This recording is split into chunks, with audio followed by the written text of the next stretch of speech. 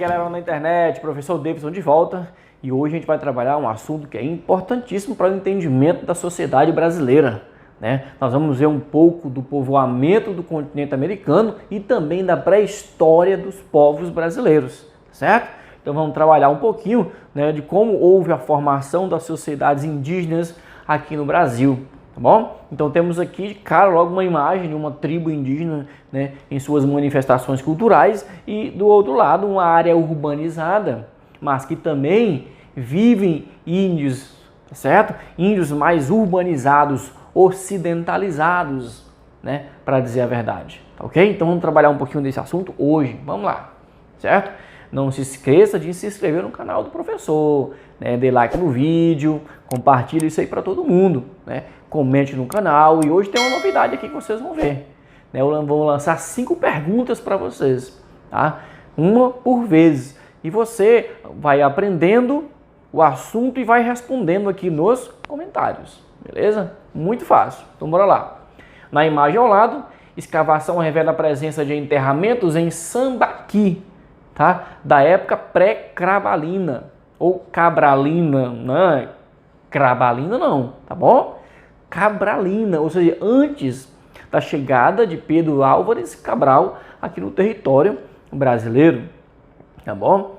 E Sambaqui é outra palavra-chave que a gente vai ver lá na frente, mas eu digo logo. O que é Sambaqui? São montes, tá? Pequenas montanhazinhas na beira da praia, principalmente lá no sul do Brasil, tá? Em que os nossos antepassados, né, os formadores, né, os povoadores do território brasileiro, colocavam seus restos de coisas, de cerâmicas, de ossos e outros utensílios, e foram montando montes, e isso com o tempo foi coberto pela areia, tá? E hoje são chamados de sambaquis. Foram descobertos aí, porque muitas obras foram feitas na beirada da praia, né, na orla das praias, lá no sul, e quando os tratores passavam, acabaram que descobrindo isso aí de baixo, que não era só um monte de areia, tinha muita história ali de baixo, e aquilo ali é chamado de Sambaqui, tá bom?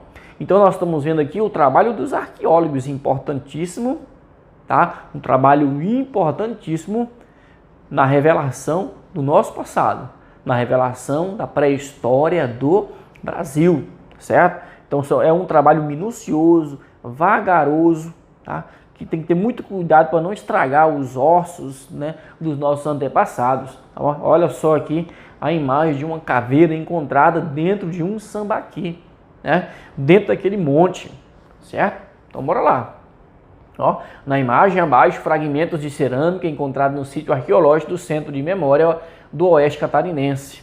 Então falei, Santa Catarina tem muitos sambaquis. A gente vai ver no mapa isso aí. Então bora lá. Definição de pré-história brasileira. O que é pré-história brasileira?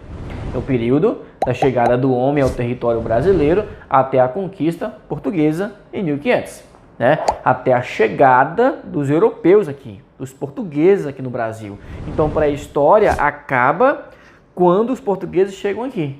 Ou seja, antes de Pedro Álvares Cabral chegar aqui, é que a gente chama de pré-história do Brasil, ou pré-história brasileira. Né? Nós temos aqui, ó, representação, atenção, de figura humana e animais estáticos da tradição agreste, encontrada no Parque Nacional da Serra da Capivara, um dos parques arqueológicos, um dos sítios arqueológicos mais importantes do Brasil.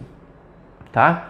A galera descobriu coisas, né, que desmistificaram teorias que há muito tempo vêm sendo levantadas, como a teoria do Estreito de Bering, né? A gente vai ver um pouco lá na frente. Então o que está dizendo, né? Que a pré-história do Brasil é a história que vai até a chegada do europeu aqui. Então antes dos europeus aqui, a gente chama de pré-história brasileira. Então bora lá. O aparecimento do homem na América. Como é que o homem chegou aqui no território americano? Não estou falando de Brasil só. Eu estou falando do continente americano inteiro. Como é que chegaram? O homem não surgiu no continente americano. Tá? A gente não nasceu aqui. O homem surgiu na África. Tá? O ser humano surgiu na África. Então, o homem não surgiu dentro do continente americano, mas chegou até ele vindo de outras regiões, mais ou menos entre 100 e 70 mil anos atrás. Tá? Então está dizendo que ele veio para a América há 70 ou há 100 mil anos atrás. Então, há muito tempo. Né?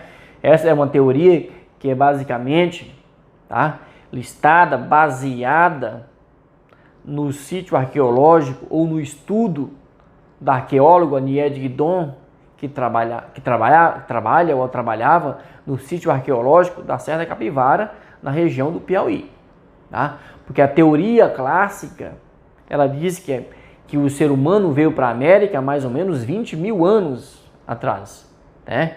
E essa ideia aqui já está dizendo de 100 mil anos, 70 mil anos, então é muito mais tempo, né? Muito mais tempo do que aquela teoria estava dizendo, tá bom? Então, de onde ele veio? De onde veio o ser humano que chegou aqui no território americano? Hipóteses sobre a chegada do homem na América. Quais são as ideias? O que os cientistas já revelaram até hoje sobre a vinda do homem para o continente americano? Então tem duas teorias, uma que é via terrestre, duas hipóteses, né? Uma via terrestre e uma via marítima, ou duas marítimas, tá? A terrestre é a teoria clássica, é a mais aceita, tá? É a do Estreito de Bering, tá bom? Que é a corrente asiática, mais ou menos há 12 mil anos antes de Cristo. Alguns especialistas dizem 20 mil anos, não é de 12 até 20 mil anos, mais ou menos neste espaço de tempo, o homem saiu da Ásia, ó, corrente asiática, né? Saiu da Ásia, olha a Ásia aqui, ó. Passou pelo Estreito de Bering, congelado na última glaciação e atravessou para o continente americano. Tá aqui, ó, tá?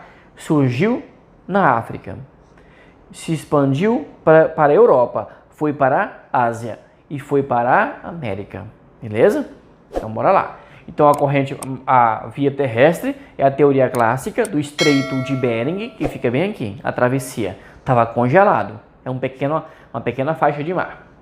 E tem duas ideias que são marítimas, tá? Uma corrente malaio-polinésia, que está aqui, vapo, né? E uma corrente australiana, de mais ou menos 12 mil anos antes de Cristo também. Então tá aqui, ó, que é essa de baixo. Que eles teriam atravessado em canoas de couro que eles utilizavam naquela época. Mas veja bem, olha o tamanho do oceano que eles atravessaram. Uma canoa de couro.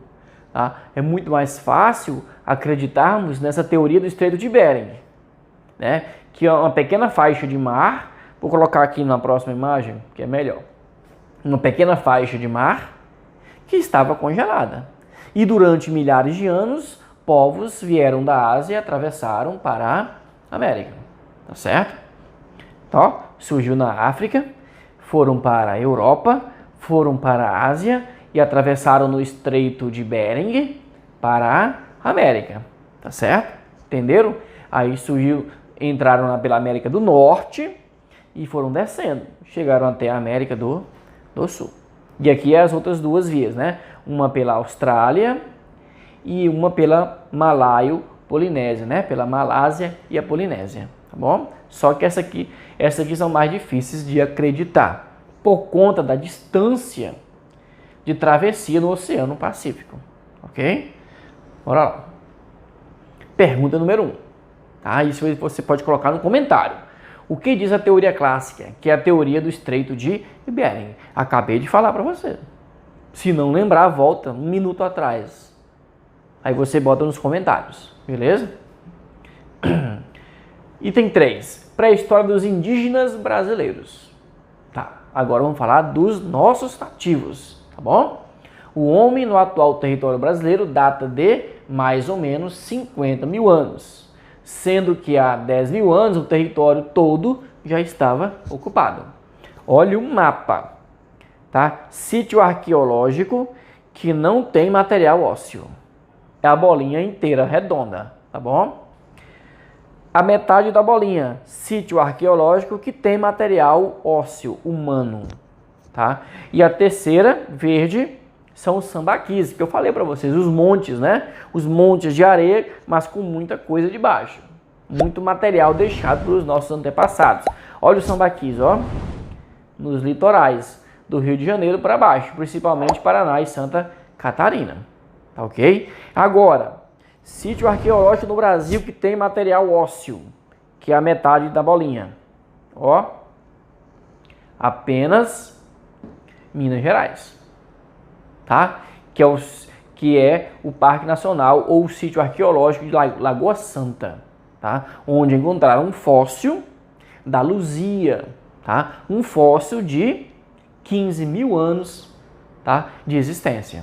Ou seja, pelo menos há 15 mil anos a galera já estava aqui, né? Mas aqui está dizendo que com 10 mil anos todo o território brasileiro já estava ocupado. Mas chegaram os primeiros há mais ou menos 50 mil anos atrás, tá ok? Muito legal. Olha a quantidade de sítios arqueológicos. O que são sítios arqueológicos? São locais onde os arqueólogos já encontraram vestígios dos antepassados. E esses locais, depois que os arqueólogos encontram esses vestígios, eles são limitados, delimitados e protegidos, viram um patrimônio da humanidade, né? Aí os cientistas é que fazem as pesquisas, ficam escavando devagarzinho, com todo o cuidado, com todas as técnicas necessárias, tá ok? Então bora lá. Pergunta número 2. O que é um sítio arqueológico? Cite 3 no território brasileiro, tá? Coloca aí nos comentários. Eu acabei de falar no mapa, tá bom? Lá no mapa tem vários nomes de sítios arqueológicos, mas você pode pesquisar na internet também, beleza? Eu quero saber o que é um sítio arqueológico e quero saber o nome de 3 deles aqui no Brasil. Então bora lá. Olha o sambaqui, olha o monte.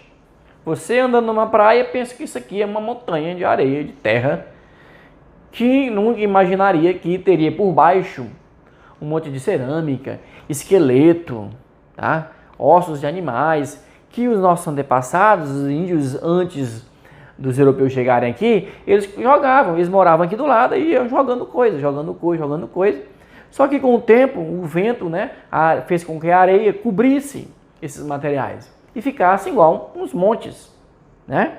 Olha só, esse monte menor, né? Esse aqui é menor, esse aqui já é grande, tá bom? Aqui já a galera escavando. Olha só a quantidade de coisas que jogavam, né? Jogavam conchas, jogavam cerâmica, jogavam ossos, até mesmo enterravam gente, né? Nesses sambaquis, beleza? Ó, exploração de sambaqui da Garoupada Jaguaruna, Santa Catarina, pela indústria do cal. Então lá a galera tirando cal e cortou o sambaqui. Claro que eles não estavam também sabendo primeiramente que aquilo ali era um sítio arqueológico. E quando eles descobrem, geralmente informam as autoridades e aquele local ele vai ser cercado e vai ter todos os cuidados ali com ele, para que não se destrua, porque faz parte da história. Beleza? Principais características dos povos indígenas aqui no Brasil. Olha só. Grande diversidade de nações e culturas. Então, quando a gente fala de índios no Brasil, né, de comunidades indígenas, de nações indígenas, são de vários tipos, várias culturas, várias regras, vários comportamentos, várias línguas, né? Várias línguas diferentes aqui dentro do Brasil, né? Naquela época, então, eram centenas de línguas diferentes, né? Dentro do próprio território, de indígenas que nem se conheciam muitas vezes, tá bom? Ó, então ele está dizendo que é inadequado o termo índio. Por que é inadequado o termo índio? Porque não é só uma tribo do Brasil, são várias nações indígenas, tá? Diferentes, ok? Exemplo, existia no Brasil índios que eram nômades, povos nômades. O que eram nômades? Né? Aqueles que não ficavam num local parado, ficavam vagando de uma região para outra. Tinham também povos sedentários, aqueles que já faziam agricultura e já podiam ficar ali nas suas casas, porque já tinha a sua plantação, tá bom? Esses aqui coletavam os frutos que existiam na natureza, os frutos nativos. Esses aqui plantavam. Então, tinham dois tipos de povos diferentes no mesmo tempo no território brasileiro. Povos extremamente primitivos e tinham povos mais complexos. Por exemplo, os índios da Amazônia, que faziam cerâmicas. Olha só, cerâmica marajoara, né? Os povos marajoaras, tá bom? Da ilha do Marajó e de outras regiões ali do Pará e da Amazônia, né? Tinha outros que é mais primitivos, tá? Tinha o dos Andes, tá? Os Incas, a galera ali que é mais sofisticada, tá bom? Aquelas grandes civilizações, ok? Então, não era, o que está dizendo aqui? Que não era só um tipo de tribo, eram várias nações indígenas, milhões, que depois foram sendo, né, dizimados, ano após ano, século após século, ok? Tá? Pergunta 3 e pergunta 4. O que é a cerâmica marajoara? Vai lá na internet e procura o que é a cerâmica marajoara. Dá uma respostazinha aqui no comentário. Quarta pergunta. O que são povos nômades? O que são povos nômades? Eu acabei de falar. Não vou repetir. Você que vai responder aqui. Se você prestou atenção. Então pesquisa e pergunta. Tá bom? Mas quando você for responder, você coloca o número da pergunta. Para a gente poder se organizar. Tá? E eu vou responder. Eu vou conferir se você acertou ou não. Eu mesmo vou dizer. Ok? Então, efeitos da colonização. Ou seja, quando os portugueses chegaram aqui, tá? E viram aquele mundo de índio, aquelas nações indígenas diferentes, o que foi acontecendo, né? Então, depois de um primeiro contato que foi tranquilo, depois foi a escravidão, depois foi o massacre, depois veio o genocídio e o etnocídio das tribos indígenas. Olha só a quantidade.